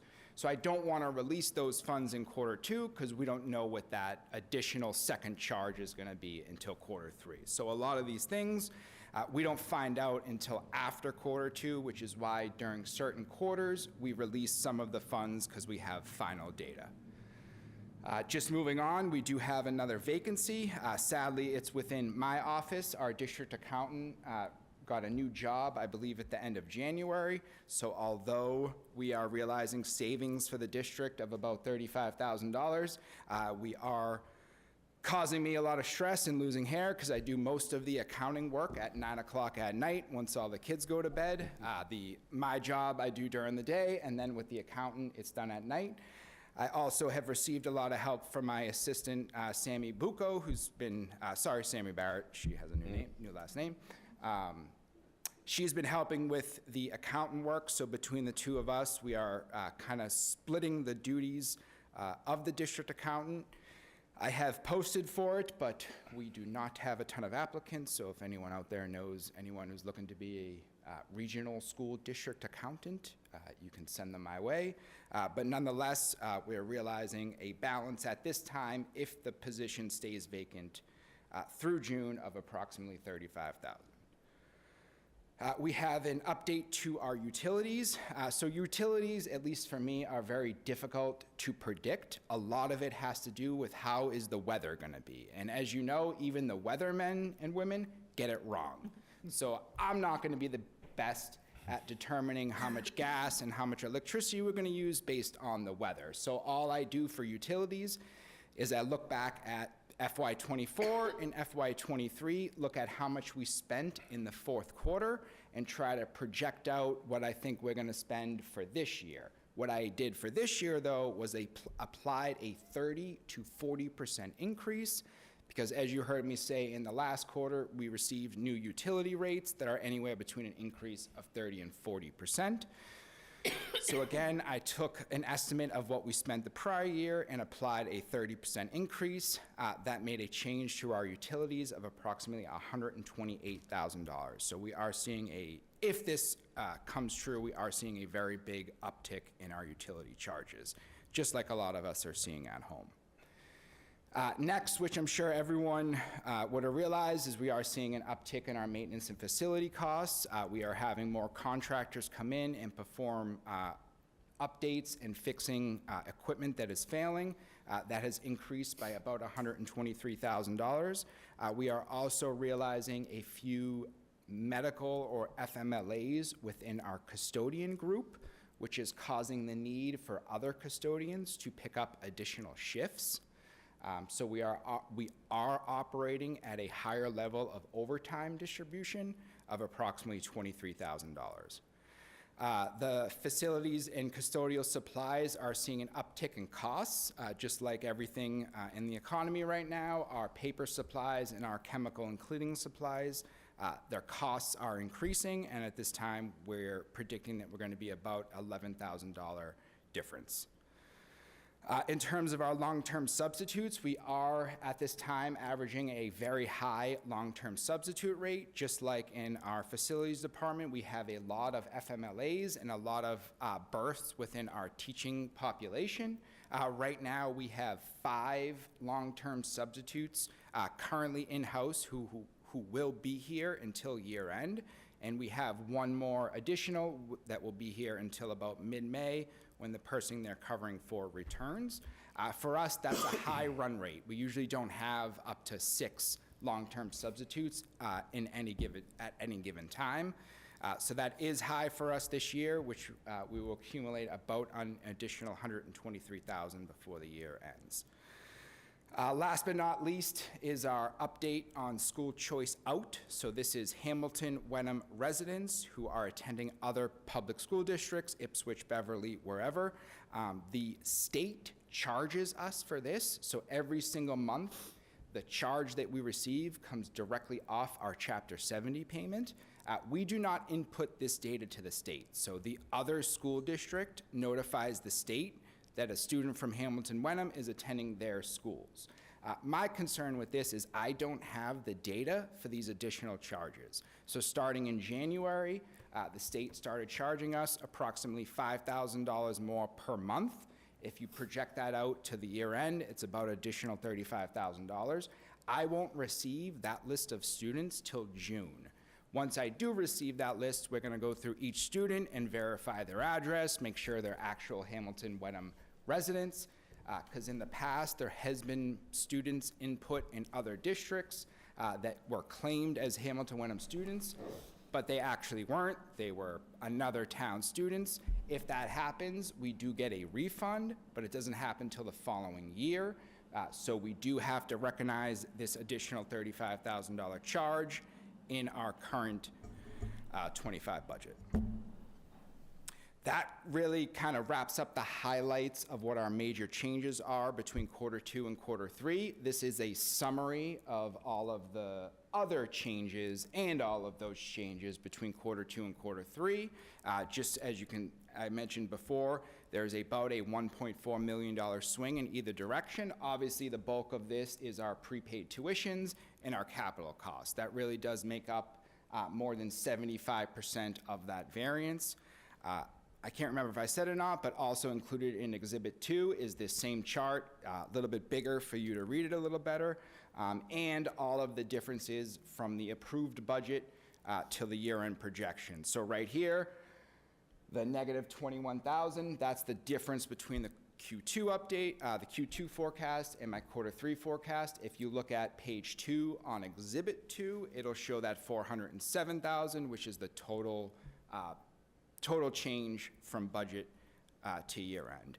One thing I will point out is I did mention in Q2 that I, in error, left off the salary scale advancement savings. I did incorporate that into Q3. I believe we're realizing savings of around $30,000, I think. $21,000. So what that did was we realized savings from our teachers' salary scale advancement. Those are teachers who did not meet the actual requirements to move, but we did incorporate those additional funds. So we had savings there, but what it did was added to the deficit within our additional FY25 COLA above our budget. So it's a net zero. It just increases one line and decreases another. I had made that error in Q2 and mentioned that I was going to update it for Q3.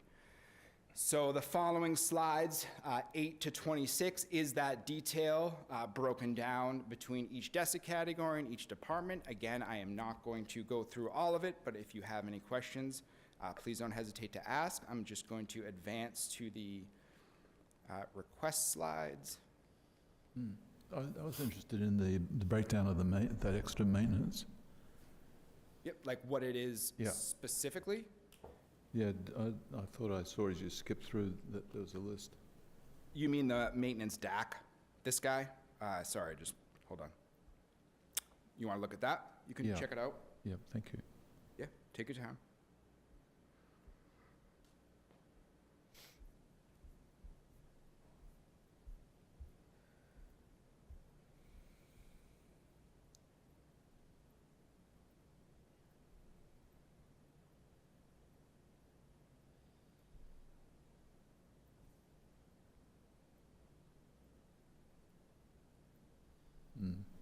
Okay, thank you. So just remember, this isn't maintenance across the district. This is just the district-wide maintenance department. Each individual school has its own maintenance section, which would be broken out if I'll just go to the high school, just because it's the first one going back. They also have a maintenance and operations section. That one that I just had displayed there is the district-wide maintenance. So if you really are honing in on maintenance, you want to look at all of the 5 individual schools. You also want to look at central office, because central office contains a little bit of utilities and also minor updates to the building, as well as that district-wide maintenance DAC. So Thank you. you really want to look at all of them if you're trying to look at the maintenance specifically.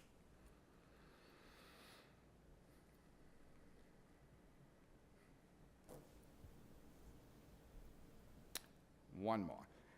So tonight, I'm only asking for 3 transfer requests. That is to fund, obviously, the tuitions in lieu of our capital projects. It's to bail out the operations and maintenance DAC and also the other teaching services. I'm going to go back to that in a second. This is that same DESI category slide from the beginning. You'll realize my projected balance kind of at the end here. There are other DESI categories that are in a deficit that I'm not asking for a transfer tonight. That's because if you look at the current balance column, they're not currently in a deficit. So this is me projecting out what I think we're going to end the year at. They are small balances, $16,000. Once you start transferring these funds, you have to track them separately, and it gets a little bit more confusing. Personally, I'd rather leave the funds there until year end and see if we actually realize a deficit before we start moving the money, just like we do every year. When I present the Q4, the final year end, we do a kind of our final budget transfers to bail out some of these deficits.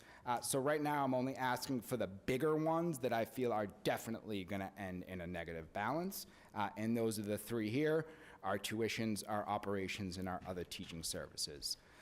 So again, we're just asking for the 3 transfers tonight. This is the motion. I will come back to it in a moment. And then again, we're asking for the approval to prepay our FY26 out-of-district tuitions with our FY25 funds. Thank you, and I can take any questions now. I'll go back to the motion slide, just so it's there. Thank you.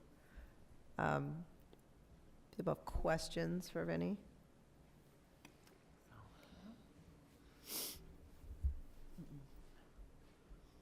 Well, nice work, Vinnie. Means I did good. No questions. Amazing, very detailed. All right, David? Sure. I move that the Hamilton Regional School Committee approve the FY25 operating expense budget transfers as recommended herein by the Assistant Superintendent of Finance and Administration and as presented on the previous slide entitled FY25 Q3 Transfer Request. Second. Second by Julia. Okay, is there discussion?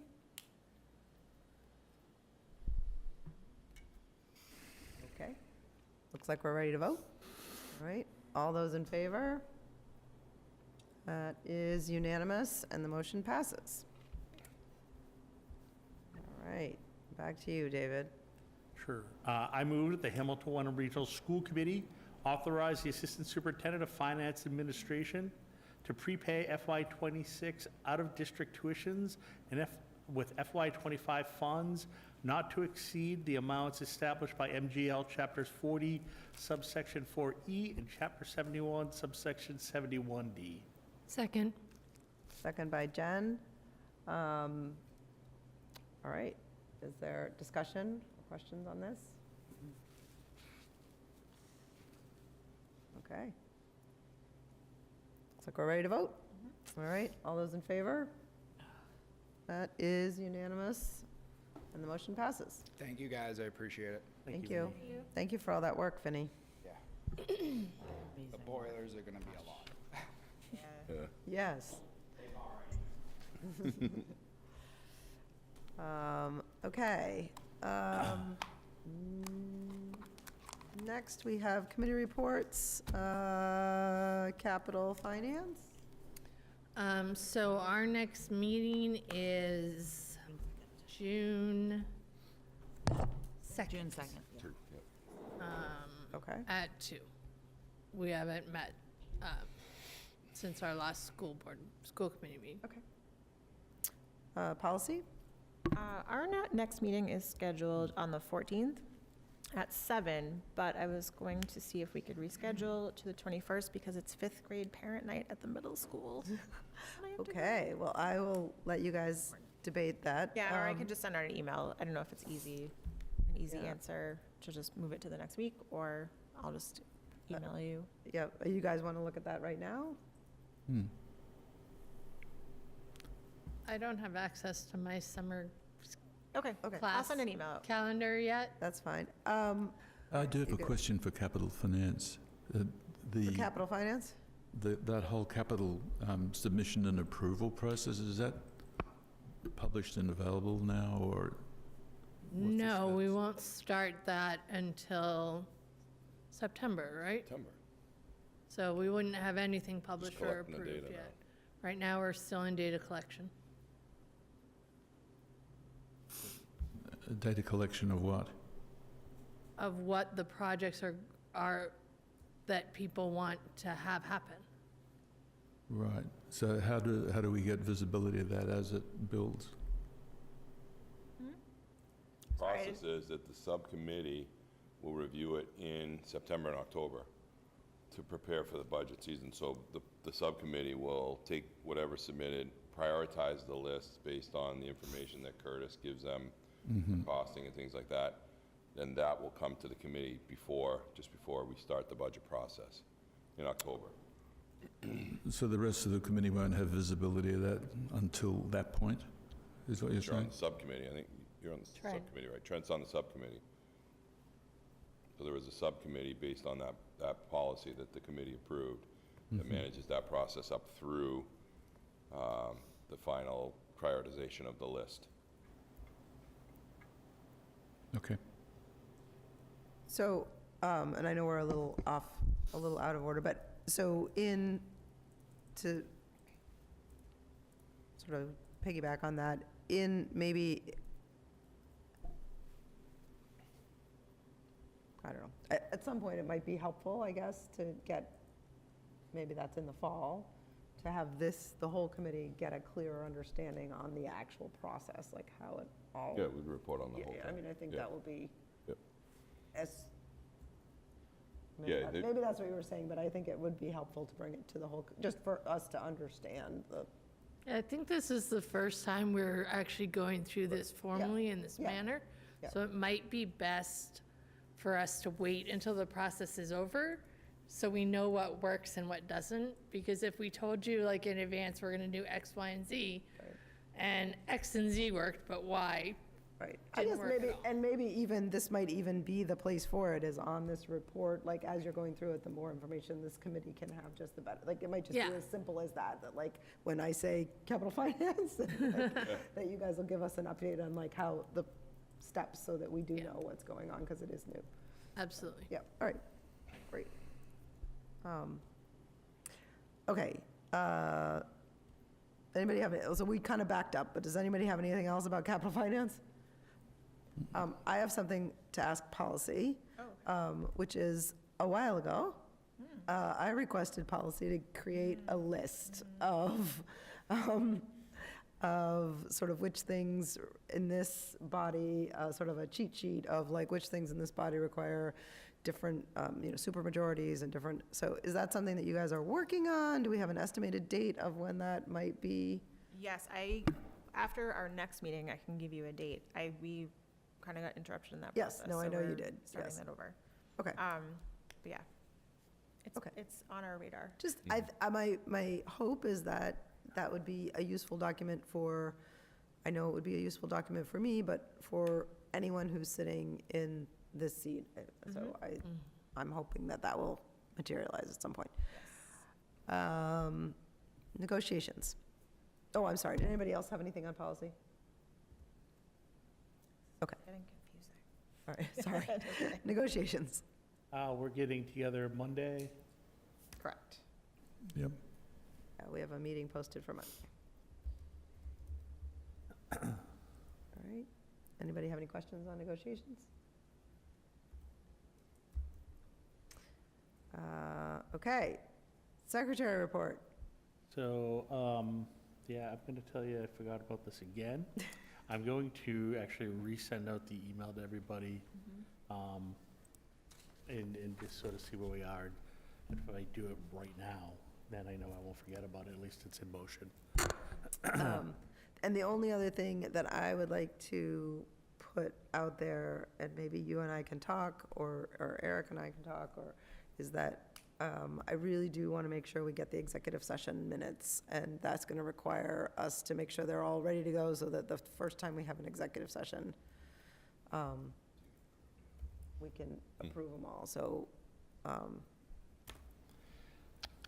right. that would be a good thing to have ready to go. But I think that's on that list, I believe, the executive. Yeah, yeah. I think it was too. I'm just trying to pull it up again. But I'd love, my vision is to do that in one batch whenever we have our next executive session. Always makes it easier. Eric? Just a few quick items. Today is National Principals Day. Oh. Sent out messages to thank our principals for the work that they do. This is an interesting flurry that's coming at us. Tomorrow is School Lunch Heroes Day, so for all Nice. the people who work and serve lunches in our schools, we'll celebrate them tomorrow. And then next week kicks off Teacher Appreciation Week. It's always the first full week in May, so reach out and send thanks to your favorite teacher or your favorite principal or even your favorite secretary, because admin assistants kind of get left out because their day occurs during school vacation. So it's Wednesday during school vacation. So we have sent out our thanks and appreciation, small gifts for people. Just wanted to bring that to everybody's attention that those things are coming up. Next week is also the kickoff of AP testing in our classrooms at the high school. So that's always an interesting time and stressful time for our kids in AP classes. And then I just wanted to say that I'm happy that this week I read to 11 classrooms. I have one more to go. We have, for Neurodiversity Month for April, we have put together a list for teachers to sign up to have me come guest read in their classrooms and their books about neurodiversity. We had a presentation earlier in the month for each of the elementary schools, and then I went out and read probably 25 different classrooms through April. It was fun for me, but we had some really good conversations. We read books about being different and what it means to be different, and opened up some conversations. We talked a lot with the younger kids about ways to start a conversation with someone, like someone sitting alone at the cafeteria. How could you start a conversation? What about someone that somebody is ignoring because they are different or look different, or a different race, or wearing a hat that people don't like, whatever it may be. We've had great conversations with the older kids, the 4th and 5th graders. We did really presentation instead of reading a book. Had some great conversations with them about ways to make connections with their peers and also people within the community. So it was although interesting to thread into my schedule, it was a lot of fun to go into the classrooms and have those conversations with kids. So, that's it. Thank you. Thank you. People have questions for Eric? Yeah, the roof, the high school roof, the high school roof, the report that was originally done, I guess a year or two ago, was it? 2023. 2023. I wanted to find out what did that cost, and from a statement of work point of view, what's different about this $450,000? I mean, I can think of some of the things that are different, but I wonder, was there a proposal from the people doing the $450,000 worth of work, or is that just a anticipated cost, or do you have a foundation for that? So the $450,000 that was recently approved at the last meeting by the committee was to use stabilization funds to begin the MSBA process for replacing the high school roof.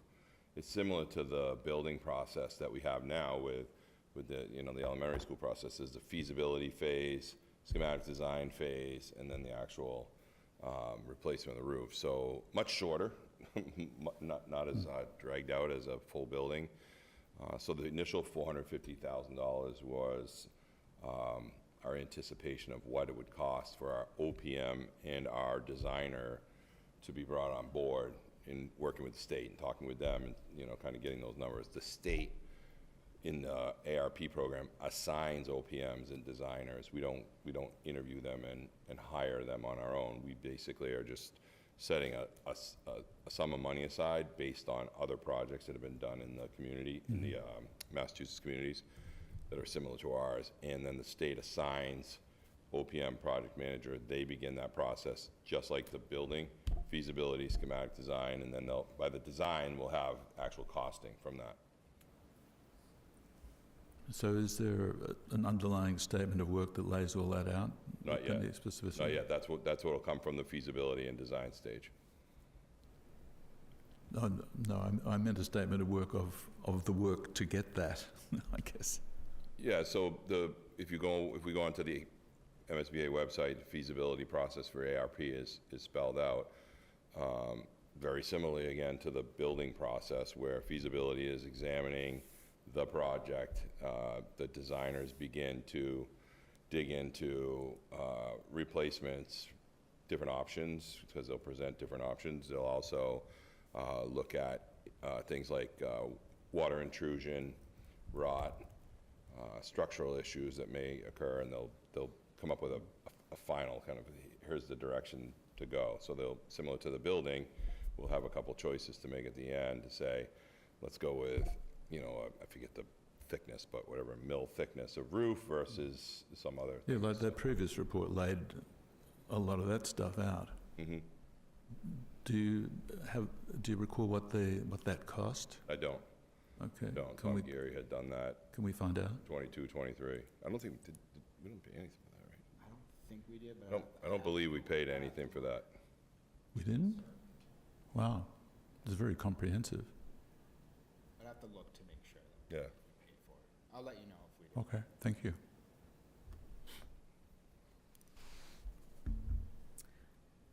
Anybody else have any other questions for Eric? I just wanted to say on Eric's report, I happened to be fortunate enough to go into the office right when Eric was getting the, I believe they were kindergartners, Yeah. had written, written back about having gotten to read Eric reading the neurodiversity book to them. And nothing better than kindergarten pictures and writing about it was really great. It was great to read them. A lot of fun. Yeah, I was very impressed with our kindergartners and all the things that all the insights they had. That was really cool. All right. So for my chair's report, I don't have too much. I do just want to mention that my understanding is, as you all know, I did, after this committee voted, I did send a letter as directed by this committee to both Hamilton and Wenham Select Boards, requesting that requesting in addition to the warrant of the school building project at the special town meetings, and my understanding is that both Hamilton and Wenham Select Boards will be making decisions about that this upcoming week, I believe. Monday and Tuesday. Monday and Tuesday of this week. I also just wanted to share that I am going to offer office hours as another opportunity for citizens to share their views, ask questions, chat with me. People can always send me emails, and I often reach out and tell them that I'd be happy to make a phone call to them. But I'm also going to offer some office hours. I'm going to do that for the next few weeks on Tuesday mornings from 10 to 11 at the central office. It's something, huh? That's nice. Yeah, it's something that I know that some of our other elected officials on other boards do. So I'm going to offer that. I am also going to offer office hours. Okay. I'm going to start on May 8th, which is a Thursday, 1 to 2 at the library. And my goal is to have them every Thursday, 1 to 2 at the library until the 5th of June. Because I have jury duty the next week, and then the school year's over. So I will probably post about it on Facebook. Okay. Just one more thing. Sorry, I Yep. wanted to mention, I will host on Zoom. I will talk on the phone, or people can come meet with me in person. So I will put out info on how to do that. Okay. Thank you. Amy likely knows more about how to host office hours than I do know I do, about so that. she'll be Hope more right people on that. come. Dana, I was just wondering, you spoke about the both board meeting on Monday and Tuesday. Correct. I know, and this might be a question for Eric as well, that they invited you both back. I know Hamilton invited you both back for the meeting on Monday.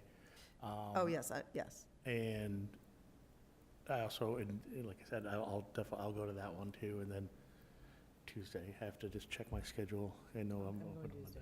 What's that? The 1-on-1? Yeah. Yeah, I can go to that. But I do know that there's sort of this other conversation that's been going around and floating around that, I want to make sure that we're putting out there that has been sort of brought up from some other boards about some possibilities of like a vote not needing to go back to a town meeting. And I'm just sort of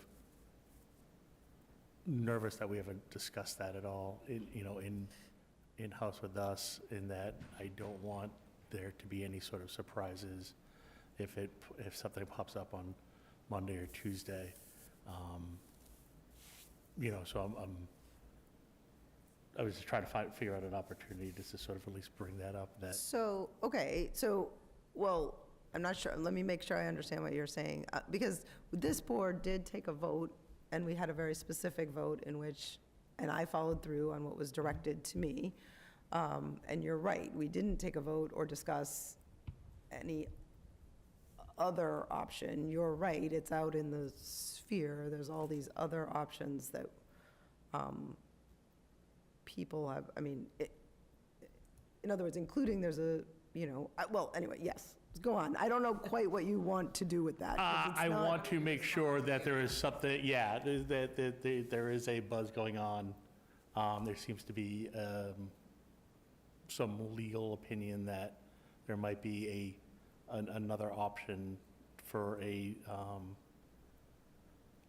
vote that could be had to get the funding across, that I want to make sure, one, people don't feel like it's something that's hidden under the surface and sort of coming from this direction, but two, sort of know that it is there, and acknowledging publicly that it's, something that we've heard, and I believe have even asked council about to see the validity of.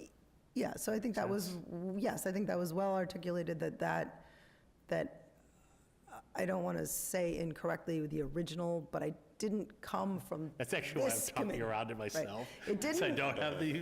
it didn't No idea what that- originate Yeah. here, but a legal opinion was asked for, and I have seen the legal opinion, and the legal opinion was about, I don't know how much to say, because it didn't come from us, and we haven't asked for that, and I guess nobody here is, I don't even know what you're talking about. so I guess there was a legal opinion. I believe that it was asked for by one or both of the towns, I believe, but So the legal When you say opinion came towns, from... do you mean the the select select boards. board? You're correct. it And they came from- asked who? They asked you? Their, Town their council. legal counsel, the legal town counsel. council. Oh, they That's asked what their I wanted legal to know. counsel. Correct. The opinion, The opinion, it's very complicated. I have read it. I am not a lawyer. And, Wouldn't it be I'm for going to the try to board? answer this question, Speak to the but select I- board? But, no, I can try, and then you Okay, can, okay. so, basically, Mass General Law, it appears in a very complex, to me, way, it appears that there is a Mass General Law that would allow a regional school district, or regional school committee, to hold a vote on a debt exclusion, such as the one that's before us, in a different way, where the school committee would actually run a vote, and that vote would only require a majority of the two towns. That being said, to be clear, that did not, this committee nor any individual member of this committee, nor the district, did not ask for that legal opinion. We did not seek that out. It got sent to me, and I did see it. I don't know what else you want to do with that. I'm not looking for, like, It's acknowledging it's I'm coming. acknowledging that this committee has definitely, 'cause voted I and do think- spoken already I about do what think we it's want gonna to get do. brought up next week. And I, you know, I definitely want to make sure that it's out in the open, right? And- So- and that- Well, could you that- please share a copy of that opinion? It's not confidential, is it? No, it's not confidential. It's not from our legal counsel, I though. It's from the, right, it's So so. we would have to ask the select boards to share it. But just to be, I guess what I'm trying to say, and then anybody can speak, and, but what I'm trying to say is, from my point of view, this committee took a vote, and we asked a specific thing of the select board, and it was not that. It was not what I just described. It was. So, I don't, I feel confident we talk about when you speak for the committee. If someone asked me, I spent a lot of time saying, I'm not speaking for the committee, I'm just speaking for myself. But in this point, I am speaking for the committee. The committee took a vote in which we directed me to ask the select boards to put this back on as it was, to reconsider as it was. So I just want to make it, I think David's right that that's out there in the world, and I'm trying to clarify that it isn't what we asked for, it isn't something that we It put didn't come forth. from us, so that's really what we need to say. Well, no, I think I David mean, just wants to like- be out there, so go ahead, I'll start Yeah, talking. no, I think that's sort of perfect, that, you know, that it is out there. You know, you know, we voted as a board on, you know, what direction we feel like we should be moving in. And then I do think, you know, Monday and Tuesday are gonna be interesting. And I wanna make sure that, you know, we know we're all kind of on the same page there, and I know that this conversation's a little tricky because it's a complex idea and sort of goes in a different direction than our already complex regional agreement. You know, again, sort of coming into Monday and Tuesday, in the discussions that are gonna happen there. You know, so many times, and especially in the past sort of month or two, it seems that there, you know, people have spoken and come up and individual ideas have all of a sudden snowballed into these, you know, like, oh, you know, this board is now saying that they're going to do this, and everything is sort of steamrolled so out of control that, you know, it's really important to discuss over and over again how complex these issues really are, in that there's a lot of conversations that go on all the time. And you know, again, especially we live in such an educated community that there's so much stuff that comes in from, you know, the public, and, you know, asking people certain questions, and you're trying to answer them. And so many times I things do want to can jump sort in, of because I see you said something get really legs. important there that I want to highlight, is that the select board, whoever exactly, I believe it was the select boards of one or both towns, I think what you said is really important. They were exploring, as they should, a lot of different options. They were doing their due diligence by getting a legal opinion, by looking at all the options. And by doing that, that isn't them saying, this is what we want to do. They're just, Like, I mean, is this something is that this, could be done? it's a question that people get, and they did the best to try to answer that question accurately, and I think that's, so, I'm sorry to No, step on you, that's but I think fantastic that's, recap. Point of order. Yep. We are well beyond our posted Absolutely. meeting time. sorry. Sorry. So, That's a great segue. Excellent. All right. Thank you, Trent. Okay, topics for future meetings.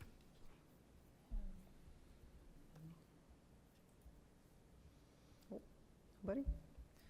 All right, unless anybody has anything else, I would be looking for a Would you motion. like a motion to adjourn, perhaps? Yes. Okay. I'll have Second. one. All right, second by Trent. All those in favor? Roll call tonight. And that is unanimous, and we are